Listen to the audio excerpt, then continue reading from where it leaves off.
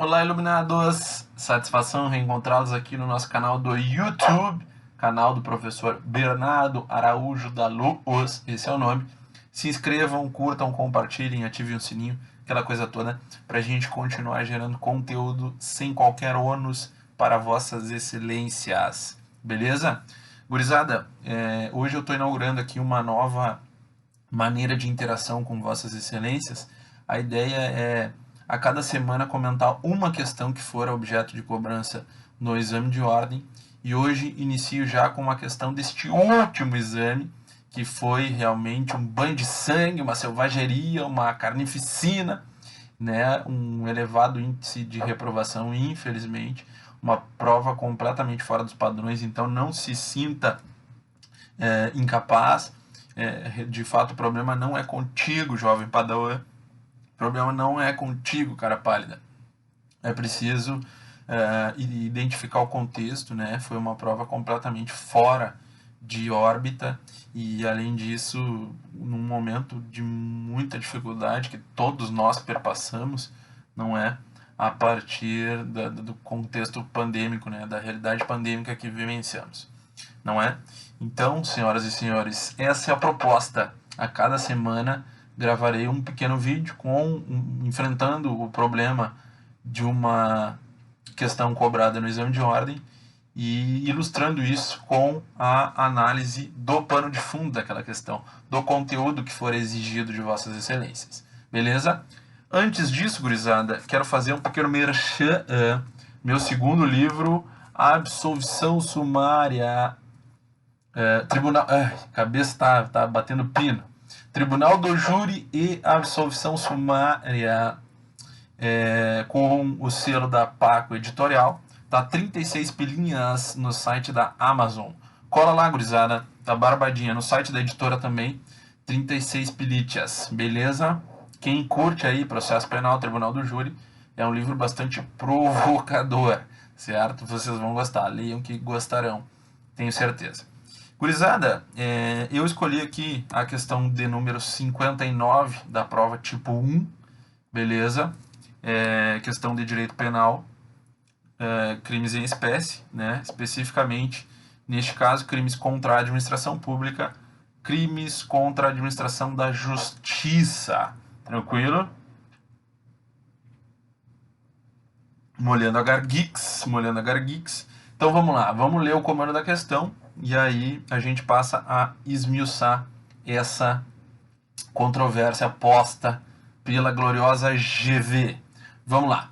A questão fala o seguinte: Francisco Chico Chicolino foi vítima de uma contravenção penal de vias de fato, aquela lá do artigo 21 da Lei de Contravenções Penais, pois, enquanto estava de costas para o autor do delito, recebeu um tapa em sua cabeça, um pedala Robinho, toma-te, animal, te esperta aí, animal. Exatamente. Acreditando que a infração teria sido praticada por Robertão, seu desafeto que estava no local compareceu em sede policial e narrou o ocorrido, apontando de maneira precipitada o rival como autor, certo? Diante disso, foi instaurado procedimento investigatório em desfavor de Roberto, sendo posteriormente verificado em câmeras de segurança que, na verdade, um desconhecido teria praticado o ato. Ao tomar conhecimento dos fatos, antes mesmo de ouvir Roberto, o vulgo Robertão, isso aí eu que tô brincando, tá, gurizada? A questão só fala Francisco e Roberto. Antes mesmo de ouvir Roberto, ou Francisco, o glorioso Ministério Público ofereceu denúncia em face deste, por denunciação caluniosa. Então já identificamos qual é o tipo penal que está sendo perquirido na nossa questão. Muito bem. Considerando apenas just this motherfucker, as informações expostas, você, como advogado de Francisco Chico Chicolete, deverá, sob ponto de vista técnico, pleitear. E aí vem as alternativas. Primeiro, a absolvição, pois Francisco deu causa à instauração de investigação policial, imputando a Roberto a prática de contravenção e não crime. Aí, essa alternativa poderia induzir muita gente a erro, né? já que realmente o caput, ele fala, como é que é? O caput fala, imputando-lhe crime de que eu sabe inocente. Então, realmente, crime é uma espécie de infração penal. O gênero infração penal, temos crime e temos contravenção penal, que não há qualquer confusão. Não é a infração, a contravenção penal é uma infração muito com um grau de reprovabilidade muito diminuto, né? Ao contrário do crime. Então, não há dúvida de que crime é diferente, perdão, crime é diferente de contravenção. E a análise do caput realmente fala em crime. Entretanto, gurizada, é muito tranquilo isso aqui. Basta a gente ler o parágrafo 2º do 339, que ele vai dizer, ó, vai trazer uma causa de diminuição, não é uma minorante, no caso de o sujeito ter imputado a prática de contravenção, e isso gerar, né, a perquisição por uma autoridade investigativa, né, no caso a polícia ou uma perquisição administrativa. Beleza? Então, a própria leitura do tipo penal já mata já retira a assertiva da letra A como sendo a resposta certa. Não é caso de procedência dessa tese, né, de que se trata de crime, de contravenção e não crime, portanto, deveria haver a absolvição. Não, é uma causa de diminuição. Tranquilo? Já estaria excluída. E também, gurizada, basta a gente analisar qual é o bem jurídico que está sendo tutelado, né? Aqui a gente tem o resguardo do quê?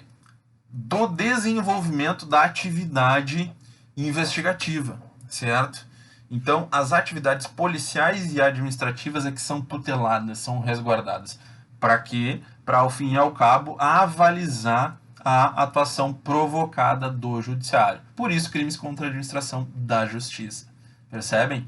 Então, a própria análise, ora, se eu imputei uma prática de contravenção penal e a partir dessa minha imputação o aparato punitivo estatal resolveu instaurar um procedimento investigatório e perquirir, cumprindo o seu munus público, não é o seu poder-dever de investigação, eu ocasionei a violação a esse bem jurídico que está sendo resguardado pela norma e, portanto, devo responder a isso. Beleza? Então, a análise sistemática do ordenamento jurídico, a partir da axiologia, né, da proteção do bem jurídico, nos remete também à inviabilidade da correição da assertiva da letra A. Então, já está excluída a nossa letra A. A B vai falar aí a extinção da punibilidade diante da ausência de representação, já que o crime é de ação penal pública condicionada à representação. Bueno, primeiro que a questão fala ali, considerando apenas as informações expostas, e não há nenhuma referência à representação. Então o cara não precisava nem saber se é condicionada ou se é incondicionada a ação penal. Não fala em representação, eu não posso inventar aqui se houve ou se não houve, certo? Vocês têm que ter a malandragem da prova, jovens. O que o enunciado diz é o que vale, certo? Então não há referência, essa também já está completamente descartada. A alternativa C fala reconhecimento da causa de diminuição em razão da tentativa. Aqui até confunde a galera, mas admite-se tentativa. Pois não foi proposta ação penal em face de Roberto. Aí está errado, porque apesar de ser polêmica a consumação desse delito, né, na doutrina, não se exige para a sua consumação o efetivo oferecimento da ação penal, certo? Basta que, sequer a investigação efetivamente, basta que a autoridade policial tenha levado a efeito alguma atividade de apuração, né, que já restará consumado esse delito. Tranquilo? Então só restou a alternativa D de Dinamarca, D de Demo, que foi quem elaborou essa prova animal. Muito bem, muito bem. Então, gurizada, a assertiva D é a correta. A absolvição, vou requerer a absolvição, já que o tipo penal exige dolo direto por parte do agente. Querem ver como é que é isso? Vamos esmiuçar um pouquinho esse 339 do Código Penal. Bom, primeiro que a gente está fazendo uma prova para sermos advogados. Ora, porra, numa ação penal, qual é o advogado que se preze que vai pedir a diminuição e não vai pedir a absolvição? Tu tens que pedir a absolvição, cara pálida. Tu tens que pedir a absolvição, animal. Sim, jovem Padawan, tem que pedir absolvição. Nós somos advogados. Estamos atuando na defesa do Chicolete, do Chicolino, do Francisco. Muito bem? Então tem que pedir absolvição, gurizada. Não tem erro. Não vou pedir diminuição, vou pedir absolvição. Sou advogado de defesa.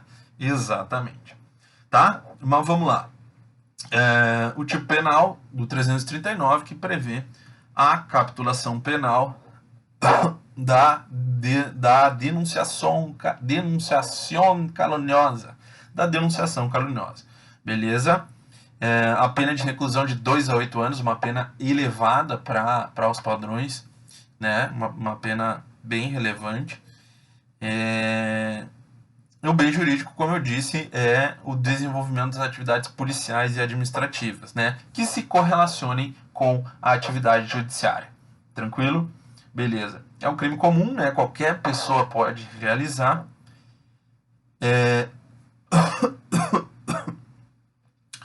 E aqui tem uma circunstância que eu quero chamar a atenção de Vossas Excelências, porque acaba confundindo a gurizada. Se, ao efetuar uma denunciação caluniosa, o sujeito imputou falsamente a prática de crime, vocês podem pensar que houve calúnia em concurso material com denunciação caluniosa. Beleza? Não, gurizada. Não. Aqui nós temos a aplicação do princípio da consunção. Princípio da consunção.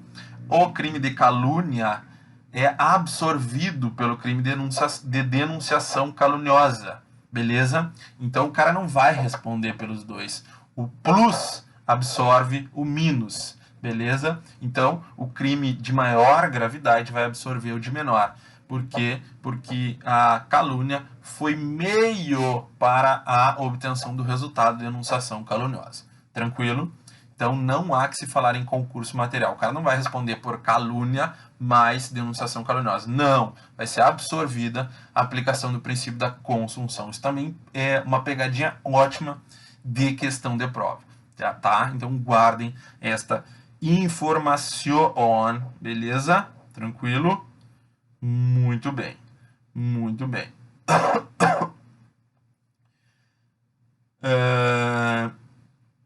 É possível tentativa, tá, gurizada? A tentativa é sim possível. Tentativa é possível, né? Se, por exemplo, a autoridade policial ela não der início a nada, não fizer nada, recebeu aquela informação e engavetou, não há que se falar em denunciação caluniosa. Beleza? Outro exemplo muito corriqueiro na doutrina é o seguinte. O sujeito vai fazer a denunciação caluniosa por escrito, redigido, de próprio punho, vai remeter, para a autoridade policial. E por algum motivo, essa comunicação é interceptada e não chega até a autoridade policial. Tentativa. É claro que isso fica muito mais para os books, né, jovens padawans, para os books, para os livros. Porque como é que a gente vai provar isso, né? Se ela foi interceptada, e aí?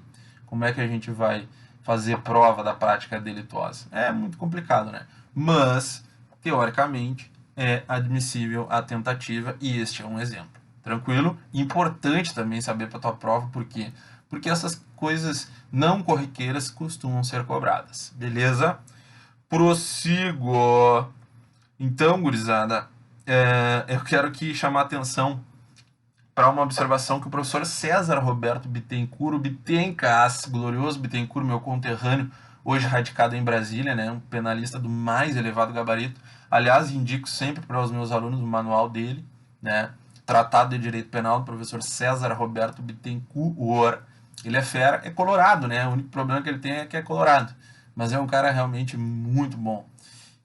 Ele vai dizer o seguinte: ele fala que se o agente ele dá causa à instauração de uma CPI e Comissão Parlamentar de Inquérito, e isso está muito na moda agora, né, gurizada, com o despoletar desta Comissão Parlamentar de Inquérito que está investigando o combate à pandemia da Covid-19, né, e hoje com um apelo midiático absurdo, né, a notícia que chegou ontem na imprensa, né, de possível pedido de propina, $1 a cada dose, né, uma coisa revoltante, né, porque perdemos aí mais de 500 mil de pessoas no nosso país, e é evidente que isso tem que ser perquirido, tem que ser investigado, e a presunção de inocência, uma garantia fundamental, vale para todo mundo, né,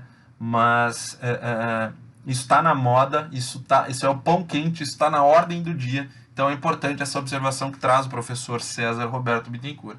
Ele fala o seguinte: se o cara der causa à instauração de uma CPI, ele não pode ser punido por denunciação caluniosa. Por que não, professor? Ai, vocês querem me enlouquecer! Vocês querem me enlouquecer! Exatamente não, por quê? Pelo princípio da legalidade, pela reserva legal. A lei não fala em instauração de comissão parlamentar de inquérito. Quer ver? Ó, vamos voltar lá no 339. Ele fala o seguinte, ó: dar causa à instauração de investigação administrativa, inquérito civil ou ação civil de improbidade administrativa. Cadê a CPI? Cadê a CPI? Reserva legal, não está prevista na norma, então o cara não poderia responder por denunciação caluniosa. Beleza? Tese do professor César Roberto Bittencourt. Exatamente. Falando nisso, eu já estou vacinado, graças a Deus, né, por ser professor, mas desde quando tive a doença, eu fico ofegante assim rápido, né? Mas é isso, senhoras e senhores. Então, em caso de instauração de CPI por comunicação falsa, não vai haver, segundo a tese do professor Bittencourt, a prática de denunciação caluniosa. Beleza? Prossigo, senhoras e senhores. Não admitimos forma culposa, né? Já falei disso quando estávamos examinando as assertivas. Não admitimos forma culposa, o elemento subjetivo aqui é só o dolo, e a doutrina majoritária é no sentido de que não admitimos também dolo eventual. Por quê? Porque o 339 ele fala lá, gurizada. Leiam comigo, ó. O agente deve saber que o ofendido é inocente. Ele deve saber que o ofendido é inocente. Então, automaticamente, pela semântica do tipo, a gente já exclui a possibilidade de dolo eventual. No caso concreto, o Chicolete, ele acreditava que foi o Roberto que lhe deu pedala Robinho, te espeta animal, toma-lhe animal. Ele achava que foi o Roberto. Então ele não sabia que o Roberto era inocente. Pelo contrário, ele acreditava piamente que o Roberto havia sido o autor da contravenção penal. Beleza, senhoras e senhores? Por isso é que a alternativa D é a correta. Tranquilo? Perfeito? Então, curtiram? Vamos prosseguir dessa forma. Uma vez por semana, vou pegar uma questão das matérias que eu leciono para a gente resolver aqui e falar sobre um determinado tema de direito. Beleza? Perdão. Satisfação imensa mais uma vez. Assim continuaremos nos encontrando pelas ondas da internet. Exatamente. E mantendo, né, o isolamento social, que é bem importante. Tranquilo? Valeu, caríssimos! Satisfação imensa. Um beijos do Luas. Se inscrevam, curtam, compartilhem, aquela coisa toda. Tchau, fui!